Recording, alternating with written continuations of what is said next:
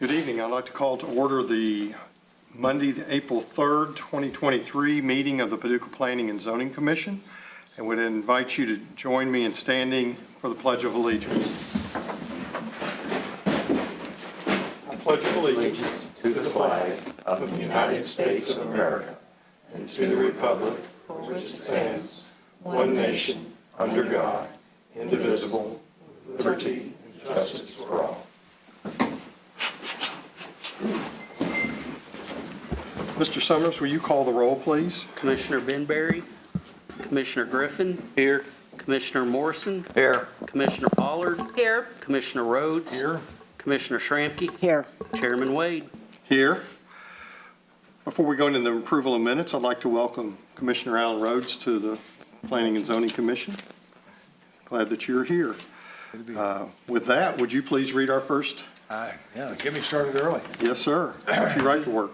I move that the reading of the minutes for March 6, 2023 be waived and the minutes of said meeting as prepared by staff be approved as written.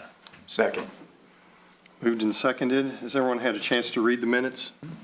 Any questions, comments, deletions? Hearing none, Mr. Summers, would you call the roll? Commissioner Griffin. Here. Commissioner Morrison. Aye. Commissioner Pollard. Aye. Commissioner Schramke. Aye. Chairman Wade. Aye. We have no urban renewal business to attend to. We do have a case that was tabled that Mr. Griffin will bring back in front of us. I move that this commission remove from the table case number APP 2023-0002 pertaining to 4160 Olivet Church Road.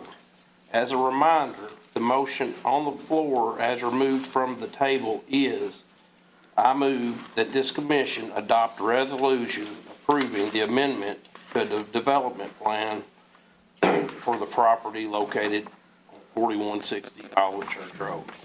Second. Moved and seconded. I should have mentioned this before I had him read the motion, but the motion is to discuss a preliminary development plat. The staff has already given their comments. They will probably give us more. The Planning Commission is going to call us back into a public hearing, even though technically I don't think we have to do that. We will reconvene a public hearing to hear comments, positive or negative, and obtain citizen input about the project. That will be taking testimony into account, and our decision will be formed based on that testimony, as well as the appropriate KRS and city ordinances, and how that fits into the city's comprehensive plan. If you do come to speak at this or subsequent items of business, would ask that you start speaking at the microphone there at the podium, announce your name and address before you begin, and address your comments to the commission. And please be brief and allow others to speak. So once we hear all that, our decision will rest upon the development that is complicated with the surrounding area and usage, that the development meets all zoning and subdivision development standards, and the intent of the comprehensive plan that's been addressed. Then once that happens, we either can approve it, we can deny it, we can table the motion again for various reasons, could be additional acquisition of data, or we could approve conditionally as may be permitted and voted on in the process. So with that said, we have a motion that is moved and seconded to bring that back to the table, and we voted on that, right? Yes. Thank you for keeping me in line. So, does staff have any more report on this? Yes, thank you, Mr. Chairman. You all have new information provided to you by the petitioner as far as discussion about the wetlands, the hours of operation, and other various items, floodplains. I don't One have item that staff had mentioned I have those. previously. Buried in there is that information you mentioned. There's the hours of operation. Okay. That's fine. Sorry about that. But staff's comment is to keep the site within the confines of the noise ordinance, which in the M1 zone, the decibels have to drop to 75 decibels after 9 o'clock. And the proposal's to go till 10, so that would be staff's comment to make sure that things are wrapped up by 9, and the developer's professional representative is here to answer any further questions that you all may have. Are you saying they've agreed to that, 9 No, o'clock? their proposal's 10, Okay. and staff's recommendation is 9. End of story, or? No, that's discussion That's for why you all. Well, but That's you why mentioned we're- that the noise ordinance would not preclude them from operating past 9 o'clock, but it would require them to keep the sound level within Yes, the, that is how the correct. ordinance is written. Right. Okay. And are they aware of that and understand that?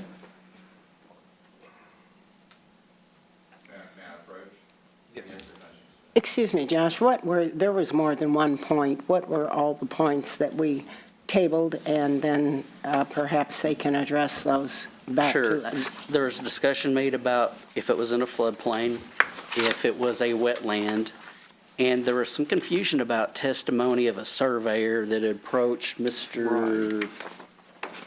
Pitt? Ms. Pitt. And so Mr. Cooper can explain all that and provide clarification on those points. I believe we also had a concern of the neighborhood and the trucks utilizing the streets of the neighborhood, and, you know, They Did we did not? provide a turning plan that was submitted to you all, that you all have in front of you as well, that Mr. Cooper can elaborate on. Hey, Cameron Cooper with Kimley Horn. I'm here to represent the project. I think first with the 9 o'clock noise ordinance, I think it happened, that was a chronological.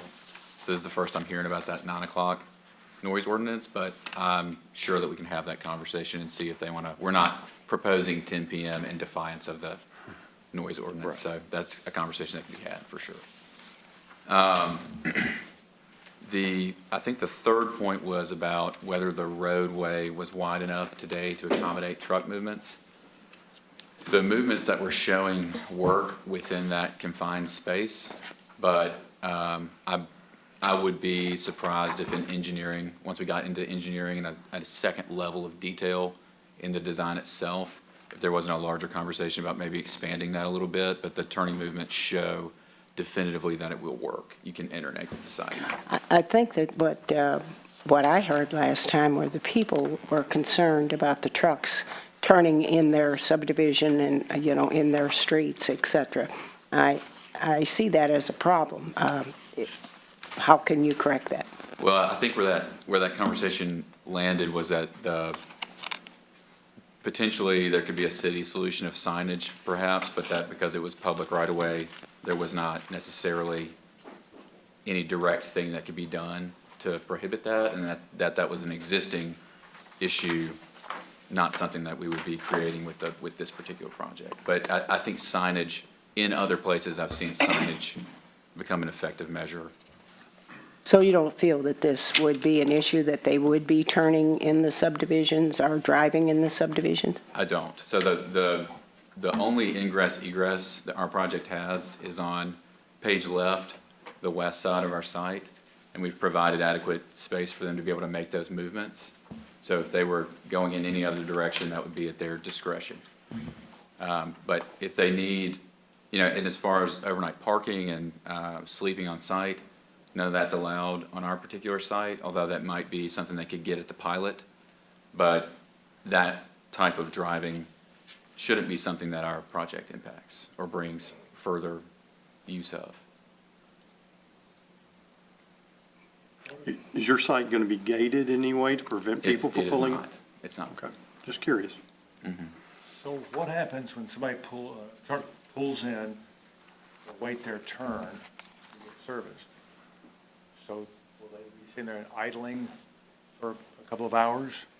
It's possible. There's such a large amount of scenarios, I guess, that could take place. If I was a truck driver, I would probably idle, same as I would as if I was at a Jiffy Lube, getting an oil change in my car to get the AC on.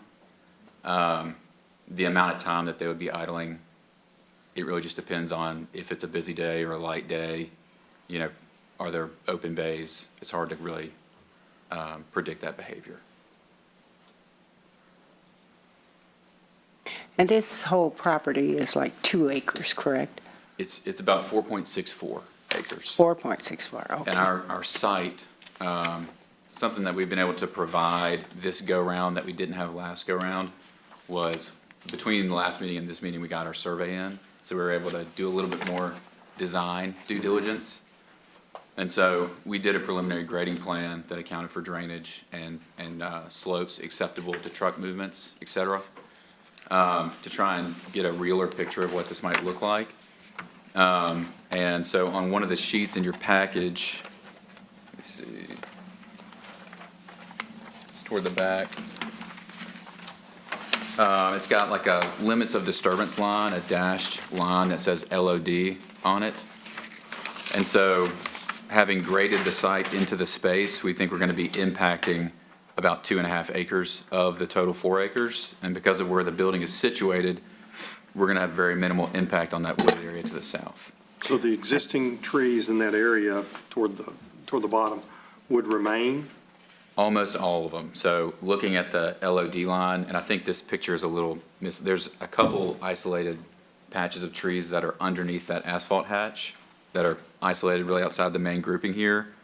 Those will go, and then wherever our limits of disturbance crosses the critical root zone of an existing tree, that tree will probably go to. So we're just trying to be conservative with it. It either goes now or it goes later. Yeah, 10 to 15 trees probably of the whole group, but most of what you see on the page, with the exception of the one that's in the LOD line. That's on my property. Which one is? Tree is. This tree?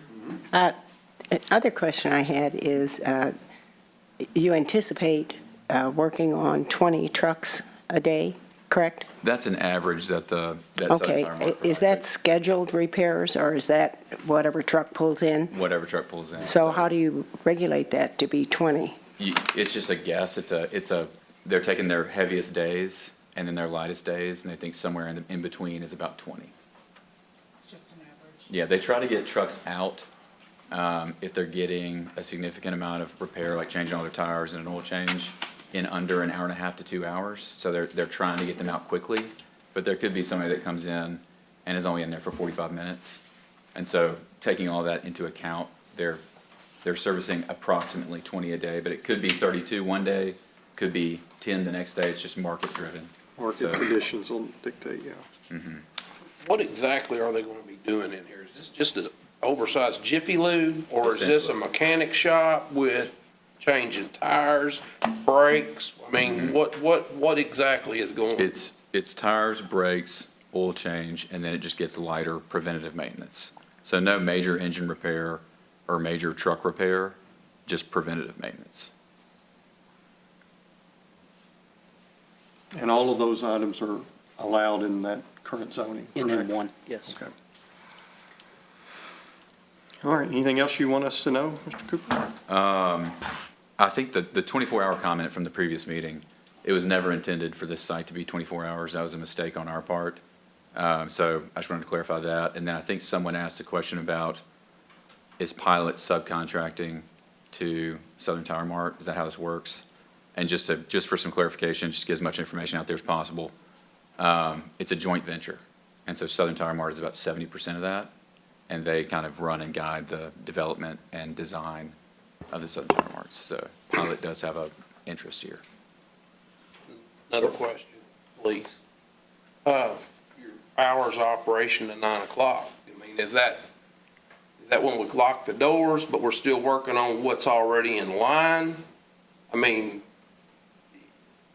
you're not gonna lock the doors and you've got 2 trucks sitting outside. You're gonna be, you're not sending them on their way, is what I'm asking. Yeah. You know what I'm saying? There's gonna be work going on in there after 9 o'clock. That's probably true. I think there'd probably still be people in there shutting down as well. I think the employees and staff would still be in there. If there was maintenance to finish, they'd probably finish that. But they wouldn't be taking any customers at that time. So if somebody was sitting in the lot, they wouldn't take them inside? Yeah. After whatever closing hour That's it right. is? That's Okay. right. Mr. Cooper, do you want to also address the confusion around the surveyor? I don't, I did not know who that person is, so I called Jet Wood with BFW, our surveyor, and he does not either. I'm sure a conversation took place. I just think there might be some miscommunication in the details of that. So nobody on Southern Tire Mart's payroll or any of our subcontractors is by that name. So, the distance from the edge of your, let's say, the asphalted lot to the south to the tree line or to your, looks to me like it's about 140 feet. That, all right, in the direction of the residential property? It depends on kind of where you're drawing the Well, line of course it from. does. So, so in the narrative, and this is my first meeting, it talked about that existing trees would try to suffice for the buffer. So what about the trees that are dead? Or since they're, like they're mainly deciduous trees, so they wouldn't offer a lot in the fall, winter, and spring. So what is, I mean, is there a more robust idea about fences or more trees or some other, or a berm or something to mitigate noise? Not at this point. There's not. And if there's a city requirement requiring us to do so, I think the client would be open to that. But at this time, the plan was just to keep that existing buffer as is and retain as much of that as possible. I think initially we had talked about a 30-foot buffer. And then once we got into the design, realizing that we're not going to impact that very much at all, just maintaining as much as we can. Sure, and Commissioner Rose, just one on that from staff's end, is dead trees or if there's gaps, yes, there will be a required landscape, fence, wall, berm, evergreens, whatever that may be, that would be, if it is approved, it would be addressed on the final site plan. But yes, there has to be a landscaping buffer of some sort there that's non-obscure. Josh, that's a very good point to make, we want to make clear. We are talking about the preliminary plat. Once if this group approves the preliminary plat, then it goes in front of the various city departments to finalize the drainage, the buffering, lighting, all these other things that the city would have. And then it comes back to us for final You approval. know, back to your question about, do we lock the doors at 9 o'clock? I am not sure whose jurisdiction or enforcement that would be, Well, so I don't think there is a That's my question jurisdiction. there too, is, you know, if you've got an ordinance and your noise ordinance starts at 9 o'clock, and you got a guy who's come off work off of a 12-hour shift, and they're over here still beating and banging over here at 10 o'clock, and he makes a phone call, I mean, are they the ones gonna be making, who's policing this? I mean, it's not gonna be fair for the neighbors to police this. And that's who will be policing They this. call the non-emergency police number. The police department enforces the noise ordinance. I know that, I've called. But they'll have to, but they're having to make the phone I have. call and, Yes, yes. you know, that's, But But if it becomes a repeat occurrence, then that's when It's a- further action would be Right. taken. Yes. And it would be addressed. did we kind of have the same kind of problem with one down in Lower Town with, Warden Electric? Where they were having noise problems that were exceeding at one point, that was going on, you know, that they wasn't supposed But to. it's not ours to enforce Right. All we can do is what we're doing here and and make the agreement making in a good faith judgment about with the them. preliminary plat. So let's get back to that. Yeah. Anything else, Mr. Cooper? I think that's it. All right, stay Chairman close. Wade? Okay. Yes, sir. If I can make one point of clarification for everybody. Upon preliminary approval, the final approval would be through the various city departments, planning, engineering, fire prevention. It wouldn't come back to you all. You all are, if it's approved, it's the preliminary concept of what it, That's right, would this look is not like. a subdivision yes. plat. So I wanted to make that Thank you. clear to everybody, is that this is just the preliminary stage that they're reviewing. The final would be for all the professional departments in the city. Yes, thank you for pointing that out for this. All right, who else would like to speak? My name is Curtis Pitt. I'm the property south of the property we're asking about, 4105 Olivet Church Road. I've got 4 or 5 questions. First question is, what is the ordinance sound decibel?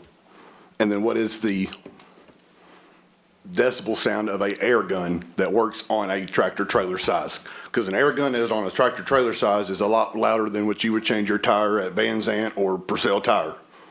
And what is the consequence? Because if it's just a $50 fine once a week, I'm pretty sure with the $2 million that the Duff Brothers makes a year, they can do that. And they're not worried about a fine if that's all it is. So, I mean, how long, if they get 5 fines or is it 6 fines before we finally say enough is enough? And you also say, is it just semi-truck only? Because they said semi-trucks. But I've also known in the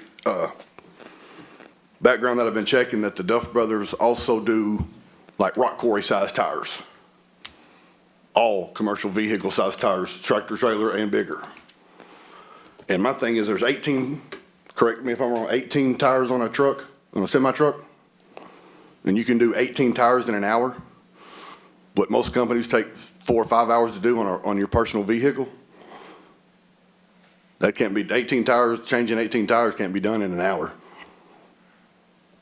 Next thing is the drainage that they're talking about putting in. Is that going to be done on their property or properties around them?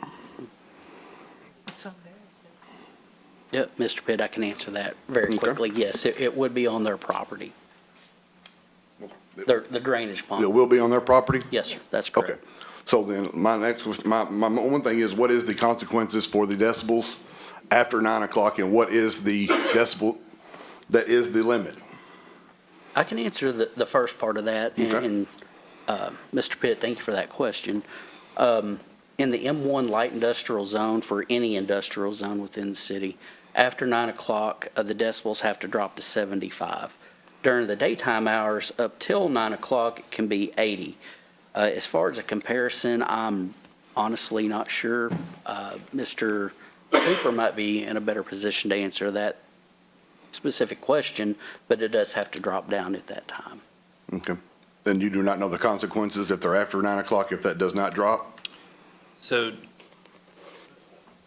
if PD is called out and they exceed the decibel reading, typically they require whatever's causing that noise to be stopped at that time. I don't know of any, I understand that. But what happens on the Citation. 6th or 7th time that it's done and they're not stopping?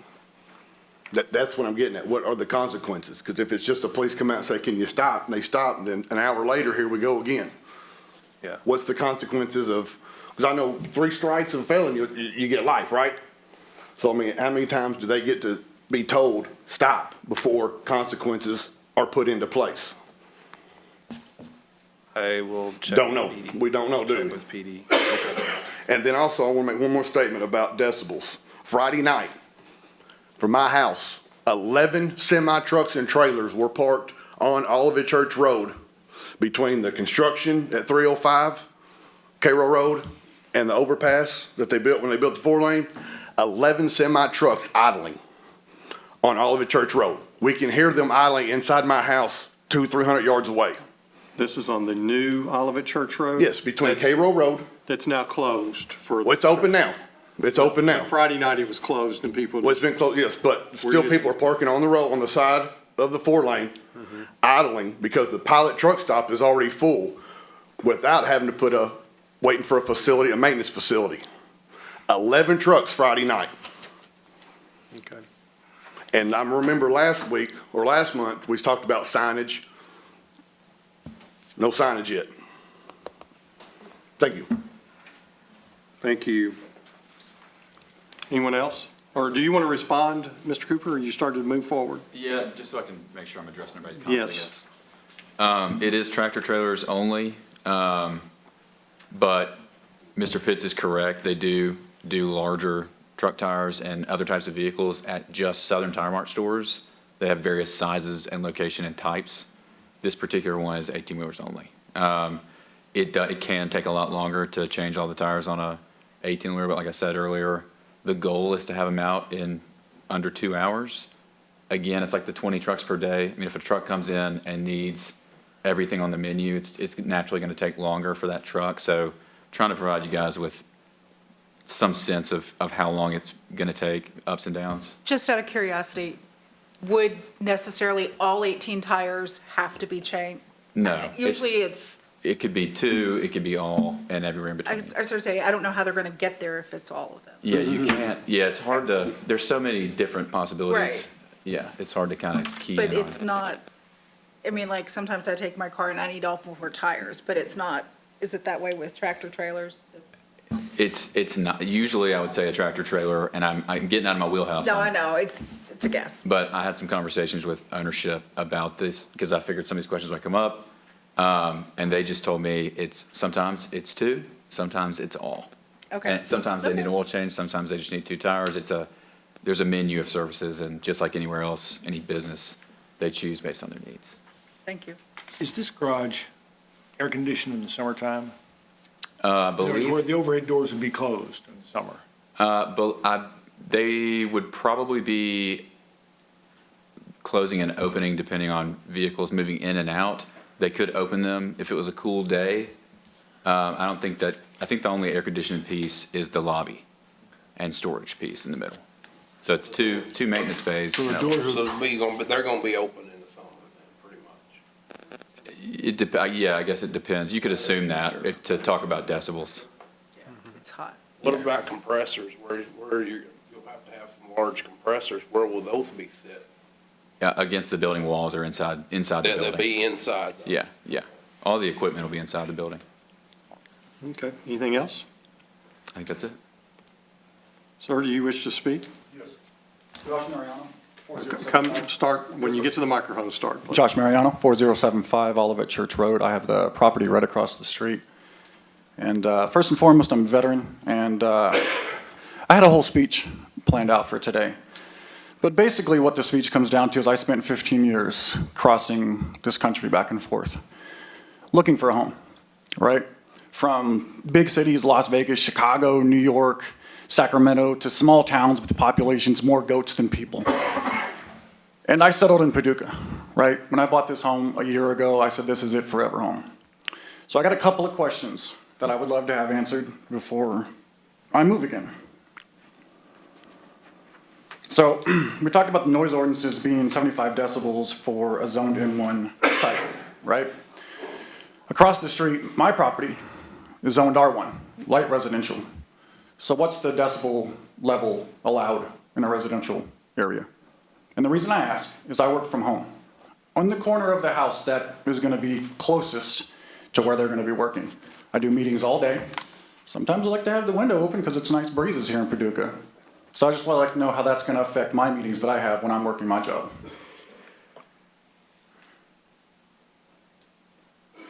Is that for me? That they're looking, Well, that's a, unless you know I don't know. the sound decibels for I R1, think Josh is looking. While he's looking, one other thing, have alternate sites been proposed? Because just saying, don't build this here in our town, that's foolish, right? Change is going to come regardless of whether we want it or not. I've spoken with Dawn Arnold of Arnold Realty Group, and if you guys know anything about that group, they are a powerhouse queens of commercial. They have a site on Olivet Church Road, it's 4.83 acres. It has 100 foot of frontage road, and it has 2 entrances. It's ready to go for trucks. She thinks it would be a perfect site to keep it out of our residential area and still have everything. On top of that, we're talking about capping the hours. If anything, billionaires want to make more money. Put it over there. Let them work 24 hours a day. We're not going to hear it from across the 998. It's not going to be an issue. They don't have to worry about draining swamps. They don't have to worry about trees. It's all field over there. Put them over there. Nobody will care. okay, I will answer that what is in front of us is for this site. We have no purvey about encouraging them to go anywhere else. Okay. That is outside the scope of what we would look at. Okay. So I'll just wait on decibel levels for an R1 then. So in R1, the decibel is 65 decibels. Okay. Do you have any other questions or comments? No, sir, I'm good. Okay. Thank you.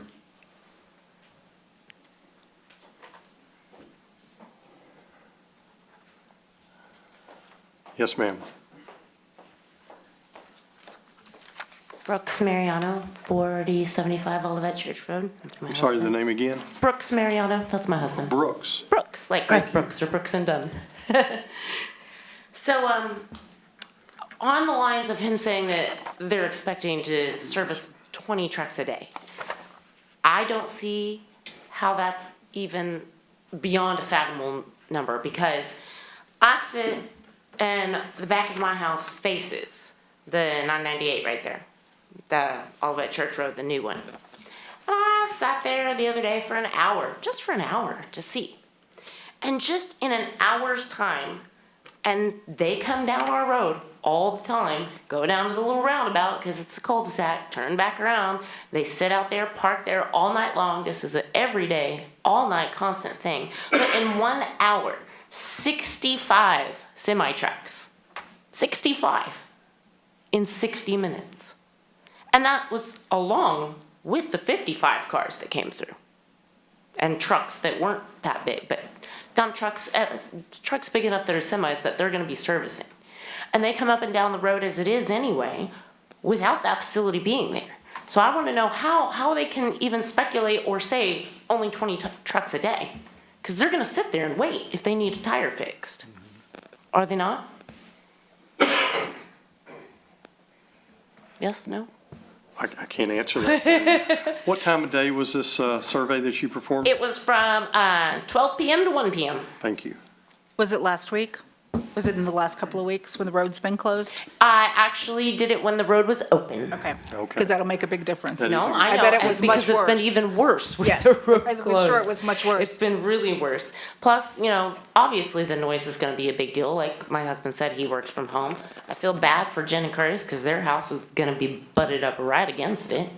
And there was just a crash out on the main interstate on 24 the other day. We could hear it in our house. Jen heard it first, called me and said, "Did you hear that?" As I was running out the door answering the phone saying, what in the world was that huge boom? And it was a semi-truck having a wreck on the Interstate 24. And that's across Jen's front house, across the storage unit, and then all the way across out to the highway, but you could still hear it.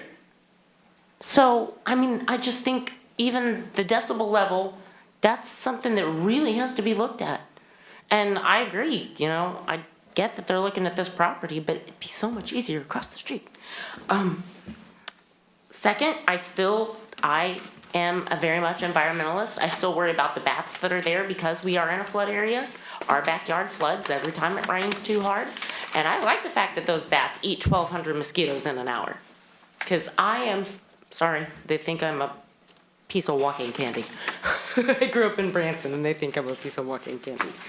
And just, our road is too small and there's already 16 bays behind the pilot for this kind of stuff as it is. So why do they need to have to come into our neighborhood? It's just not big enough. And I don't think it's fair to the residents. And as my husband pointed out, this was meant to be our forever home, and we're really worried. I'm just trying to write myself notes on No, your that's all right, comments. that's all right. But I think, Okay. and I also wanted to point out that, all those semi-trucks coming in there, when they're parked, waiting to get in and get serviced, and I know this might sound a little inappropriate, but we all know what a lot lizard is.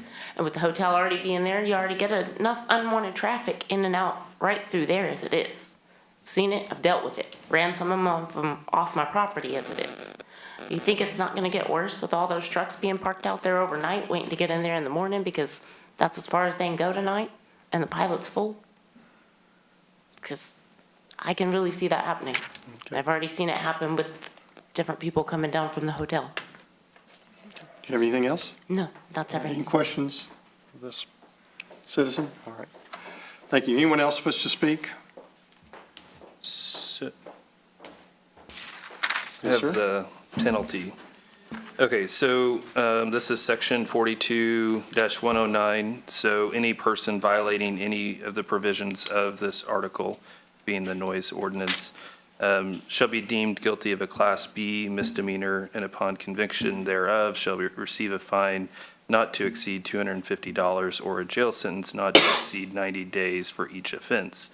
Each day that such violation continues shall constitute a separate offense. Interesting. Yes, sir. Which is why, I was going to say, which is why the police enforce it, because then it goes to court, right? Correct. I have one other question. Okay. Actually, one question, two parts. Briefly, please. Real quick, the entrance to this, I've not seen one of these maps, so I don't know the entrance to this facility. Where is it going to be located? And if they missed their turn-in, that means they're going to come through a one-road, two-lane residential area, a semi-18-wheeler through residential with children playing. So what happens when they miss the turn-in? That means they got to come through our neighborhood to turn around. Correct? Because we live on a dead-end street. Our section is dead-end. So if a semi-trailer misses their turn-in, because we've not been seen showed any of this, I'm just curious where their turn-in is going to be for this facility. And if they miss the turn-in, because this doesn't explain. Is Well, this their this facility? is, yeah, Okay. this is where they pull in on the existing road. This is the major. Okay, so this is, So your house is right here. no, my house is right here. See this right here where you got all this dotted, this property line? That's all mine. Okay.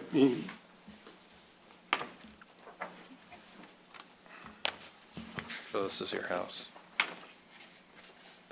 Yep, this is all me. So yeah, I'm just curious what's gonna happen when they miss this turn-in.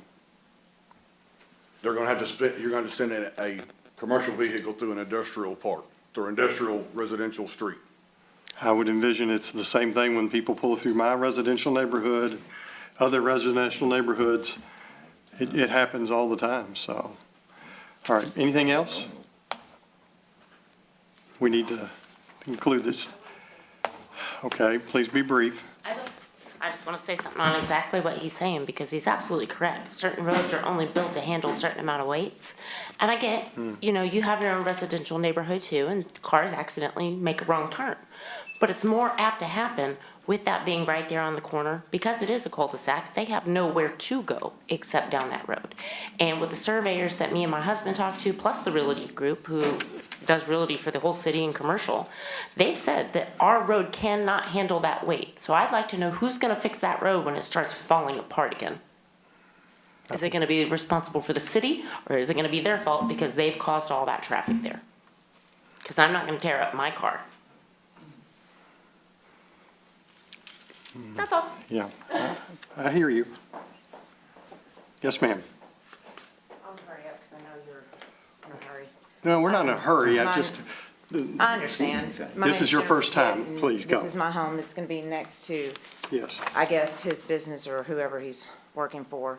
As a female, I'm just I'm going to sorry, take could this. you identify yourself, please? My name is Jennifer Pitt. I live Thank you. at 4105 Olivet Church Road. The house that Okay. the bays are going to be facing because the one-night stay hotel guests need their rest. I'm just going to say one thing. As a female, I do not want truckers next to my home, period. And I doubt that anyone would want to leave their wife or their children or their grandmother or even an aunt next door with truckers lined up, because you know what they're gonna be. I will not feel safe, and that is not fair. It takes, you know, it could be a banker, it could be anybody, but I'm sorry. This is a residential area, and there is no way, they've already come up on our property, that you're not gonna need some, but I do not wanna feel unsafe in my home as a female. Because it takes one bad person. And that's all I have to say about it. Thank you. Thank you. Anyone else? Anyone else before we close the public hearing? Okay, hearing no other comments, I'll close the public hearing. Any other comments or from staff? Any comments from the commission? Any other questions from the commission? All right. Let's, Mr. Griffin, if you wouldn't mind reading the reminder part of that ordinance again. This is what we will be voting on. Yeah, I can find it. The reminder part. As a reminder, the motion on the floor as removed from the table is, I move this commission adopt a resolution approving the amendment to a development plan for property located at 4160 Olivet Church Road. Thank you. That has been removed from the table, and I will call for the clerk to, or Mr. Summers, excuse me, to call the roll for a vote on this motion. And let's make it very clear that a yes vote means that we are letting this preliminary go forward, and a no vote is that we are stopping it here. Any questions about that? That's correct. Proceed, please. Commissioner Griffin, No. Commissioner Morrison, Aye. Commissioner Pollard, Aye. Commissioner Rhodes, No. Vice Chair Schramke, No, Chairman Wade. Aye. We are 3-3. I believe Yeah, it doesn't move forward. it does not move forward. Okay. Yeah, I mean, it fails. We have to have a majority vote. Okay. Any other items need to occur on that? No? Okay. Thank you all. Our next case, Mr. Morrison? excuse me. Yes. Does everybody understand what just happened? Josh, you want to explain that? Yes, in the event of a tie vote, then for substantive reasons, the motion fails because you have to have a majority to move it forward. So a tie vote or a nay vote will stop the project. Thank you. All right, Mr. Morrison, would you proceed with Holt Road? Yes, sir. I move that this commission adopt a resolution recommending the B3 General Business Zone classification for property located at 2631 Holt Road. I further move this commission adopt the following findings of fact in support of said recommendation. 1, the parcel is urban in character. 2, commercial zoning in both the city and McCracken County surrounds this site. 3, the B zone would provide residential or commercial developments as principal uses, which is envisioned by the petitioner. 4, the B3 zone is located 60 feet northeast of the site. 5, the envisioned development of the site would be auto-centric, which is more aligned with the B3 zone as opposed to the mixed-use zone. 6, in 2019, the average annual daily traffic count at the junction of New Holt Road and Village Square Drive was 6,476 vehicles. Second. Moved and seconded. Mr. Summers? Thank you, Mr. Chairman. This site is 3.71 acres. It was recently annexed into the city on March 14th, 2023. The petitioner is not sure exactly what he would like to do, although he has mentioned perhaps multifamily or commercial. The B3 zone would accommodate both of those types of uses. The B3 zone, is mentioned in the findings of fact, is located 60 feet northeast where the Chandler apartments are. The zoning next to the site is MU, mixed use, but the definition and characteristics of that zone is meant to be compact and walkable and not transit-oriented like this lot is. On the periphery, you do get more vehicular-centric as opposed to pedestrian.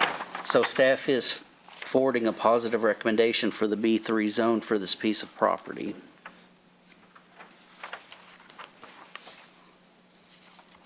All right, since this is a zoning definition, I will open a public hearing.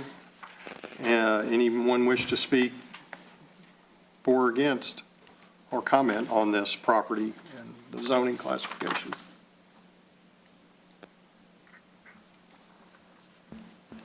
Last call.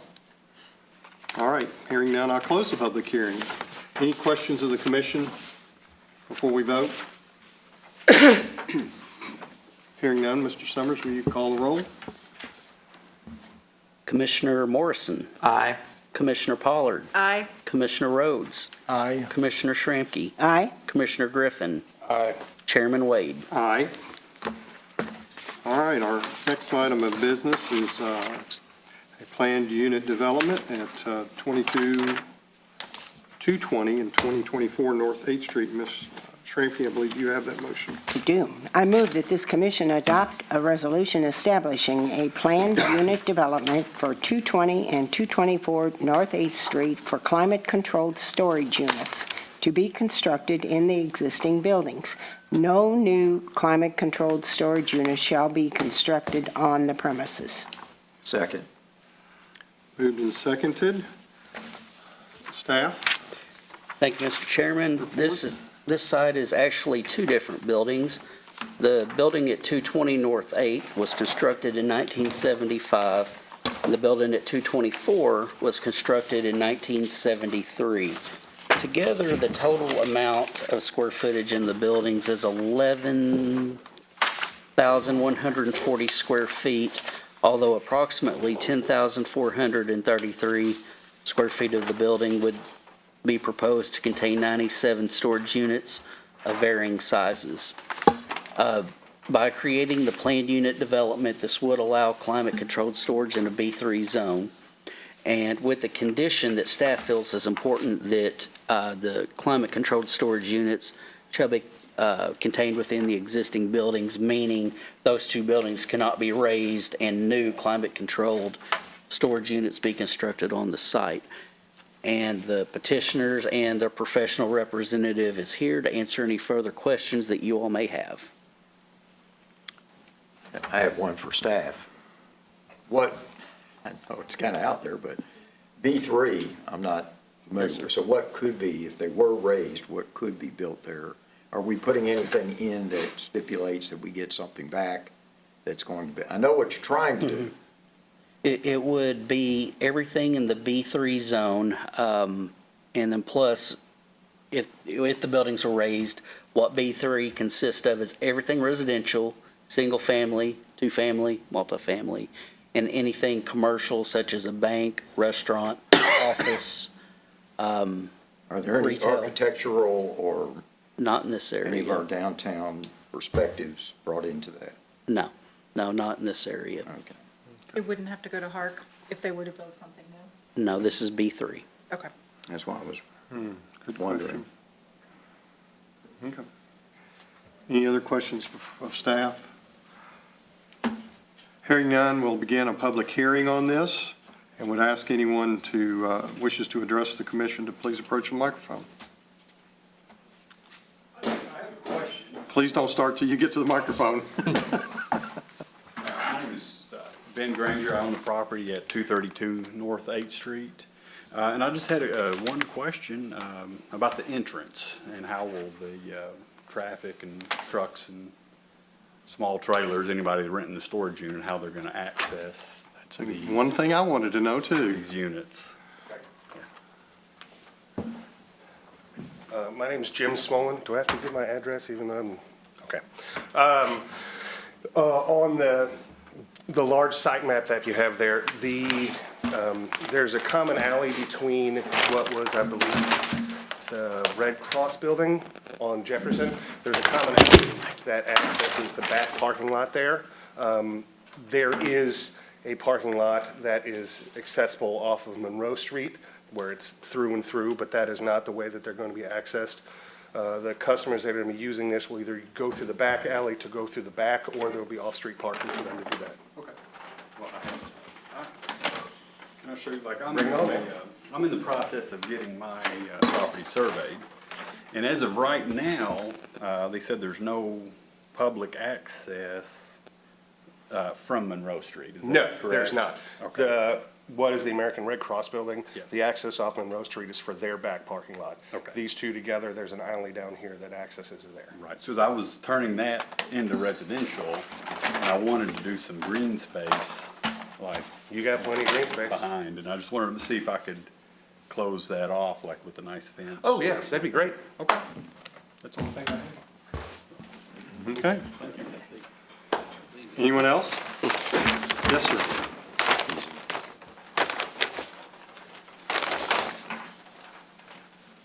Hi, my name is Chad Wilson. I live at 305 North 7th Street, directly on the corner across from the building that they're doing, and appreciate having new neighbors. Looking great. The construction phase is nice, cleaning that area up, so that's great. The construction process has been a little challenging for the neighbors, but we're happy to help you pick up the stuff that your builders leave behind. But moving forward, I was wondering, one, is there going to be any exterior storage, or is everything going to be interior? And two, if the tenants that are going to put stuff there, if they're going to be required to put their debris and dispose of things properly when they leave the property. Don't mind to help keep the neighborhood clean, but don't want to have to make it a full-time job either.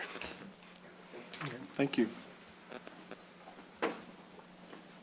Everything will be contained within the building. There will be no external or outdoor storage allowed, and there will be a dumpster on site for customers to dispose of their items, and that will fall under what items are allowed in that dumpster is whatever the city or the garbage removal will allow.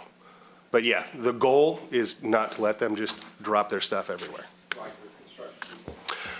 Yeah, and I have been on site. I have been on site and I've talked to them, and they don't like my face, but that doesn't matter to me. So where would you put this dumpster if you can't come across the back of Ben's lot? Where do you put the dumpster? Currently, there is a dumpster located in the, if you're going down the alley, it's right on the back corner. Is there an enclosure? There's not an enclosure there. It's a free range. How do you get to dumpster. it? This alley right here. This- Over the side alley here? Yes. Here. Oh, The side. Commissioner Rhodes, if, No, go right ahead. made it big for everybody. So. there's the alley. So this is the alley. Right now, there's that black spot, that's actually the dumpster. Makes it There's easier. gonna be a dumpster right there for their common use. The dumpster's going to be, it's gonna be a larger one than the one they have now. Truck and dumpster. I don't know how they get to it now, A but front apparently loader? a truck can get through there. I bet they probably came in this way. I think.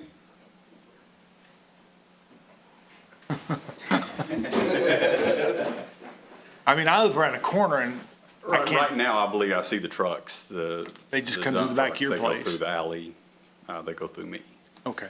The alley is 12'6" wide, which is big enough for the truck to go through, but I mean, that's a gutsy truck driver. Got to do what you got to do, I guess. So then they back out afterwards, or? No, there's room in the lot to turn around Oh, okay. in the parking lot. So the alley itself cuts all the way from 8th Street all the way to Cuts 7th Street. So they come in and they grab this, and then this is also Presbyterian Church parking lot. open back parking lot. as well? Is this? So the dump truck will come in here, grab it. And then pull all the way through. Oh, okay.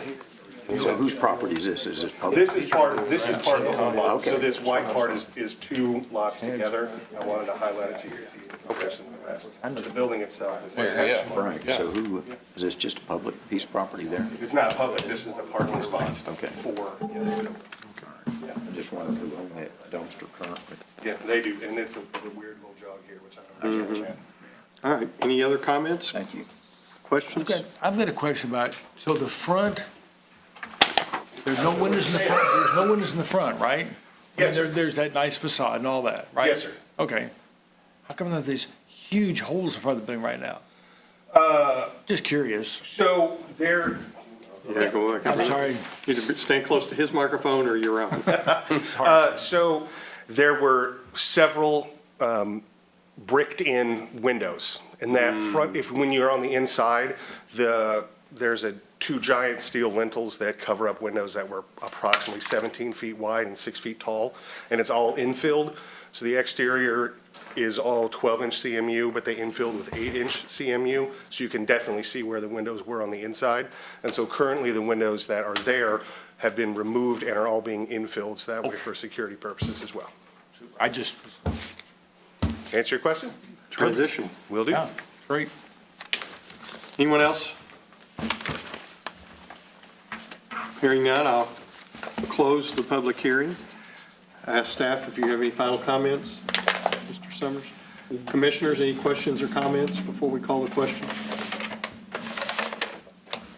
Hearing none, Mr. Summers, will you call the roll? Vice Chair Schramke. Aye. Commissioner Griffin. Aye. Commissioner Morrison. Aye. Commissioner Pollard. Aye. Commissioner Rhodes. Aye. Chairman Wade. Aye. All right, with no other business in front of this group. Oh, Mr. Chairman, yes, sir. I do have You do have other business. It's a not on small here. thing under other. On the very first case for 4160 Olivet Church Road, since that's not moving forward, it would be prudent to do findings of fact, why it was denied. That way, we have a clear understanding That's true. of the denial, and also for Mr. Cooper as well. And we should frame that in the form of a motion once we have the items listed that we would like to include. All right. So to maybe help facilitate that process and assist commissioners in, determining the decision that was made, the overall premise of the Planning Commission is to determine the highest and best use of a property and ensure that there are no adverse effects to adjacent property owners, that, we're promoting the health, safety, and well-being of adjacent residents. Section 176 provides a basic outline of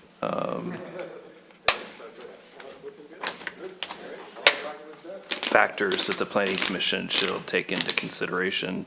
And I can read those if that would be of assistance, or if you guys would like to have just an open dialogue of your thought process that led to your final decision. How lengthy is the read? What section is it? Pages. 12676. About of what parts of that? It has a very lengthy. Section A, there are Intent? 8. There are 8 Yes. factors. Basically, conservation of natural resources. Second would be conservation of some type of historic or architectural value. Third, safe and efficient vehicular and pedestrian transportation, off-street parking and loading within the development and the community and neighborhood. 4, provision of sufficient open space and recreational opportunities. 5, compatibility with overall site design. 6, the provision of adequate drainage facilities to prevent runoff problems during peak precipitation. 7, provisions that infrastructure needs as they shall relate to essential services or infrastructure systems be adequately addressed. And 8, compliance with the comprehensive plan. And so I understand, Mr. Hutchinson, they could easily file suit if we're not meeting those, and we've denied. I think that Is would be that a legal a question, guideline, not or is of, that- not of Mr. Hutchinson to I advise us on. Yeah, I mean, anybody can challenge any decision this Yes. body makes. And I think what We are just taking this initiative so that the applicant has an understanding of the decision-making process that the board or the commission has taken. I think the item number 3 would be the one that I would say Which one? had to do with my decision, and therefore I'll read it. The provision for safe, efficient vehicular and pedestrian transportation, off-street parking, and loading within the development and the community and neighborhood. I think that pretty much describes the problem as I saw it, and that is too many big semis in that neighborhood, possibly parked along the road, possibly having a quick turnaround that I didn't see happening. So I think that all would fall under that number 3.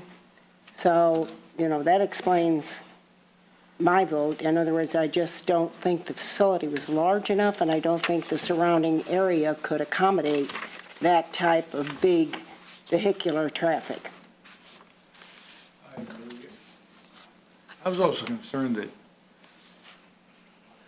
there was a really robust wall of trees and a big barrier to really try to mitigate it. I mean, I really just, about sound.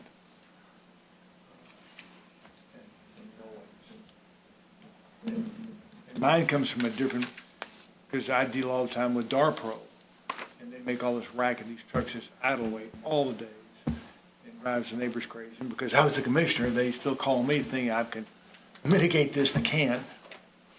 And that was my problem, Nick, is that, I mean, DARPro gets away with murder, and in fact, I've even asked their drivers, would you just move your truck up 100 feet behind this wall? No, I'm not gonna do it. I'll just let it sit here and idle. And I think it's fair that we who voted against the project are the ones to say what the reasons were. And that's why I did. Now Alan did. Maybe across the street would be a great place, and I guess that's what the lady said. I mean, I'm not that familiar with Arnold's commercial real estate, but Let's, not, I think, Trey, you were the other one. Yeah, I mean, to me, it was the traffic, it's the noise, it's the, I mean, there's too many variables. I mean, you're getting ready to put something in somebody's neighborhood based on what, I mean, I don't mean this towards you at all. This is just somebody that's a representative here is saying, this is what we're gonna do. We open up, we know how that goes. I mean, it's just, next thing you know, you got 2 trucks lined up out there at 4 o'clock in the morning, waiting to get tires, to be first in line. They're rattling, feed kid. There was too much for me. Well, I think it's already a problem. Wasn't going to make it any better or any worse. Maybe worse, I don't know. Josh, do you have everything you need? Do I have a chance to comment on that, or? You can comment, but all we're doing is putting that. That's okay. I'm not the planner. I guess the point of that conversation was to determine whether or not we had solid ground to deny. Correct. I'm sorry, I can't hear you. What? If you want to. That's a good question. These are purely your comments. We're not in a hearing or anything. Sure. So I guess the exercise was to determine whether or not there was sufficient ground to deny. Correct. Does it matter that the area is zoned light industrial and the proposed projects is light industrial use by right? And then my second question would be, is it a neighborhood or is it a PUD with a base M1 zoning in a light industrial area? Yeah, it is a base zone of M1 planned unit development that was established most likely in the 60s or 70s. And that's generally the time frame that most of our planned unit developments are founded by just a couple developers, actually. And they went to the Planning Commission at the time and established them all across the city. So we're left with that fallout, Sure. if you will, of what they left behind. But this area, it being in a planned unit development by ordinance, it does have to come to this body for at least the preliminary approval. Okay. It's quite possible that you could continue to work with the city to abate these existing issues. and then after the appropriate time frame, come back, and I'm not sure when that is. We'd have to, if they wanted to appeal, well, I guess the process for appeal and the process for reapplication for amendment to the PUD are two separate things. Yes. It So is. the appeal would go to City Com- circuit, Yeah, to be reheard. that's in the bylaws, and my It's- recollection is, there is a time frame where you can reapply. However, if you reapply before that specific time frame, it takes a Majority vote. majority vote of the Got it. planning commission to rehear Yes, it. that is right, yeah. Okay. So it's quite possible that you could deal with those issues, because I do think that there's issues of I do trucks too. coming down that very nice road that was abandoned, and therefore, Well, if there's 60 trucks going today. Without them there, there's already been complaining about the trucks. I don't know that you're ever going to make the homeowners happy. Well, I mean, And there's a difference between a traffic count Yes. and somebody saying there's 60 Yes, trucks. yes. You know, In the last few weeks, it's been chaos back there because the Sure. roads have been closed. sure. I mean, in the future land use, Josh, what was the designation? Industrial, I believe. the zoning and all is correct. Yeah. That's Yeah. where my questions kind of stem from is I've got how tied to the, the, well, commercial and the future land use map. Commercial. My own piece of paper. You said commercial. Commercial. With it being adjacent to the interstate, I would tend to think it would be a higher use like that. It is exit 3. Yeah. That's what we're talking about, is exit 3. Yeah, and I mean, I think when you're talking about noise and decibel reading, it can be very difficult getting accurate reading on a property like this, just with that close proximity to an interstate. That ambient noise is going to be perpetual. So. okay. So if you have any other questions, feel free to reach out to Josh or myself. Yeah, y'all been great. So I would appreciate encourage that. you to keep talking. Sure, Yes. sure. Thank For your time. Thank you. Josh, do you have what you need for the, I believe so, and I was just going to tell Mr. Cooper that once we memorialize this in a motion, I'll be glad to send you those findings of fact if you like. Okay. Will we get a copy as well? You can? it'll be in the minutes? yeah. Yeah, and it'll be in the minutes. Mhm. Would you read your proposed motion? This is the items that I've listed. Too many semis parked along the road. If they miss their turn, they will have to turn around at the end of the street. The facility does not seem large enough to accommodate 20 trucks per day. There's a large Excuse me, amount, 20 plus. 20 plus. Average of 20. Let's see. And then it would create objectionable traffic, objectionable noise, and left many variables to be determined. Very good. I think that covers. Do I hear a motion in that regard? So moved. Second. Moved and seconded. Any comments, questions, additions, deletions to that? Whenever you're ready, Josh, if you'll poll the group. Come on, you remember all of us. He's got to write down who made the motion first. Okay, are we ready? Commissioner Griffin. Commissioner Morrison. Commissioner Pollard. Aye. Commissioner Shramky. Aye. Commissioner Rhodes. Aye. Chairman Wade. Aye. Now, with that, we're not saying we agree with all that, just because we No, already. you're saying that you agree. Yeah, that's the findings of fact that you're resting your case on, your denial on. I didn't deny.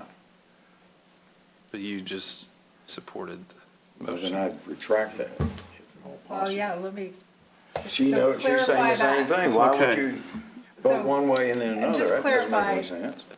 We are acknowledging that That's all we're doing. basically, we're not rubber stamping that that's why it was denied, or that we voted that way. We're saying we agree that there was sufficient grounds among those items for a denial, others to vote in denial, and it being a 3-3 tie, the ultimate effect was it was denied.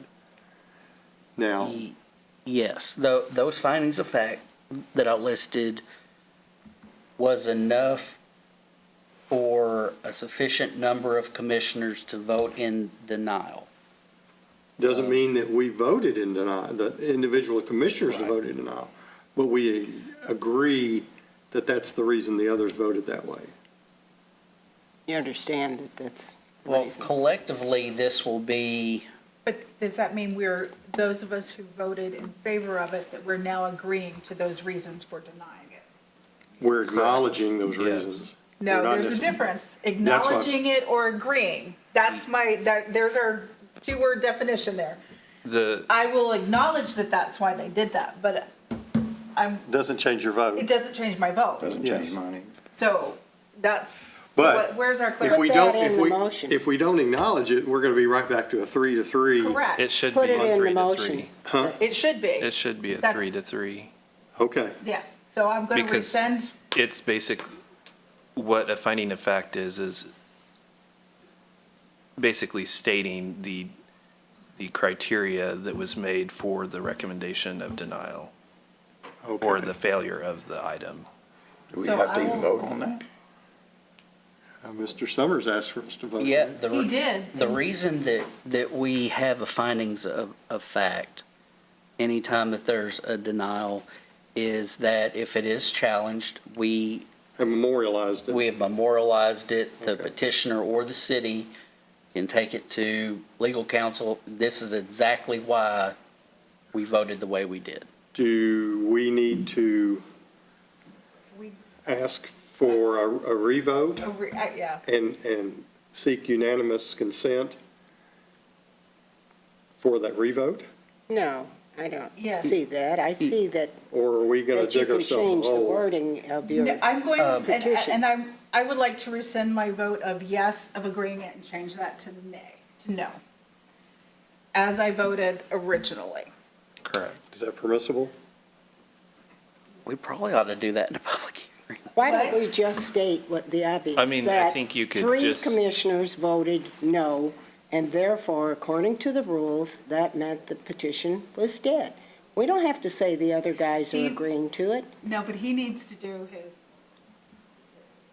We just voted unanimously to I know. accept that. and then after he asked that question, I was like, wait a minute. Yeah, I don't want to be the bearer of bad news here, but if I'm set before that legal counsel and they say, now, why did you reject it? Here's what it says you agreed to. Say, no, sir, I did not. So I think Here's your everybody- yay. Well, wait a minute. Can't you do what I said? didn't- Say that three members voted nay, and therefore, according to the rules, it was not, it had to be denied? I think we need to have a clarifying vote. I would think that the 3 members who voted in denial would need to agree to the finding of fact that Josh has presented. With, The 3 members who were in support of the application would not be in favor of those findings because that did not influence, or those were not factors or concerns of their Yes, and I think that's what I'm decision. hearing. How do we Yes. roll that back and We need- alter that? to have a revote. So I think somebody would need to make a motion, and we would have to have a majority to reconsider the motion on the table. I'll make that motion to reconsider. I'll second. All right, All you're doing is reconsidering the one we just voted on. yes. Okay. Yes. So what we're now voting on is Well, so then Josh will do a roll call. for the reconsideration, Correct. Yes. not the final So vote. if For there's- reconsideration, If there's a unanimous support of reconsidering then Unanimous or majority?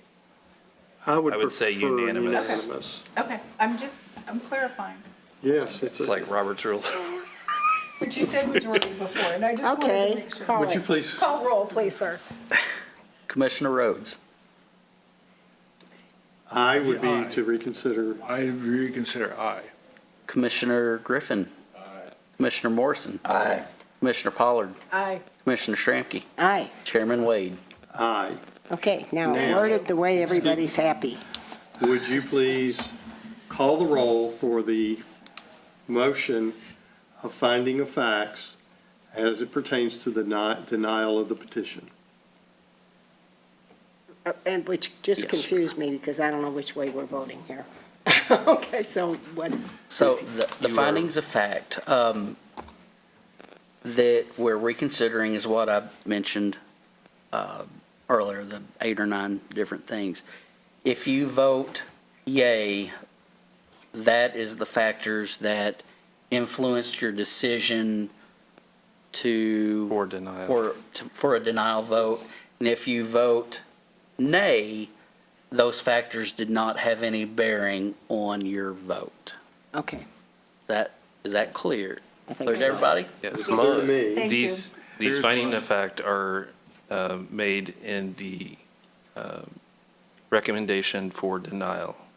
So if you voted initially in denial, you would vote in favor. If you voted for denial, it's a yay vote. Yep. Okay. What happened, what happens if let it this call roll. changes from our original one? Then what? We're at square one. Wait, just let him call the roll. Don't go there yet. We Please, sir. ready? Sorry, Bob. Commissioner Pollard. Nay. Commissioner Shramky. Yay. Commissioner Rhodes. Yay. Commissioner Morrison. Nay. Commissioner Griffin. Yay. Okay. And Chairman Wade. Nay. Glad you So brought that- up, though. Aligns with the finding of fact for the Okay. petition. Really? Anything else? No, Chairman Wade. Thank you. Hearing none, our next meeting will be May the 1st, and we are adjourned at 6:48. If you'll all just wait just a minute. I'd like to say this is my last meeting, and I appreciate serving with all of you. Alan, it has nothing to do with you showing up tonight. But after 30-plus years, I think it's time for me to let You've been on someone this on else, 30 years? Wow. let somebody else sit in Your this seat. goal.